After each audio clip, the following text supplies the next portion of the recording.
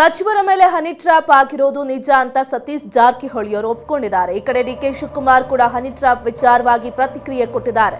ರಾಜ್ಯದಲ್ಲಿ ಸದ್ದು ಮಾಡ್ತಿದೆ ಹನಿ ಟ್ರ್ಯಾಪ್ ವಿಚಾರ. ಹನಿ ಟ್ರ್ಯಾಪ್ ಕುರಿತಂತೆ ಡಿಸಿಎಂ ಡಿಕೆ ಶಿವಕುಮಾರ್ ಪ್ರತಿಕ್ರಿಯೆ ಕೊಟ್ಟಿದ್ದಾರೆ.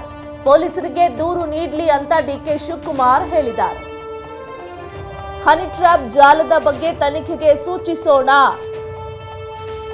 ಬೆಂಗಳೂರಿನಲ್ಲಿ DCM DK Shivakumar honey trap ಕುರಿತಂತೆ ಪ್ರತಿಕ್ರಿಯೆ ಕೊಟ್ಟಿದ್ದಾರೆ.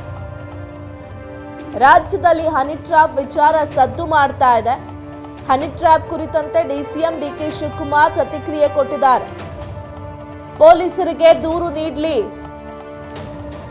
ಈ ಹನಿ ಟ್ರ್ಯಾಪ್ ಜಾಲವನ್ನ ತನಿಖೆ ಮಾಡಿಸೋಣ. ಬೆಂಗಳೂರಿನಲ್ಲಿ ಡಿಸಿಎಂ ಡಿಕೆ ಶಿವಕುಮಾರ್ ಹೇಳಿಕೆ ಕೊಟ್ಟಿದ್ದಾರೆ.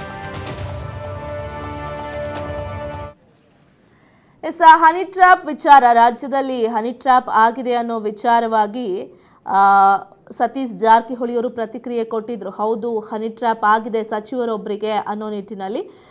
ಈ ಕುರಿತಂತೆ ಡಿಸಿಎಂ ಡಿಕೆ ಶಿವಕುಮಾರ್ ಕೂಡ ಪ್ರತಿಕ್ರಿಯೆ ಕೊಟ್ಟಿದ್ದಾರೆ. ವಿಚಾರಿಸೋಣ, ತನಿಖೆ ಆಗಲಿ, ಪ್ರಕರಣ ದಾಖಲಿಸಲಿ ಅವರು ಅಂತ ಹೇಳಿರುವಂಥದ್ದು.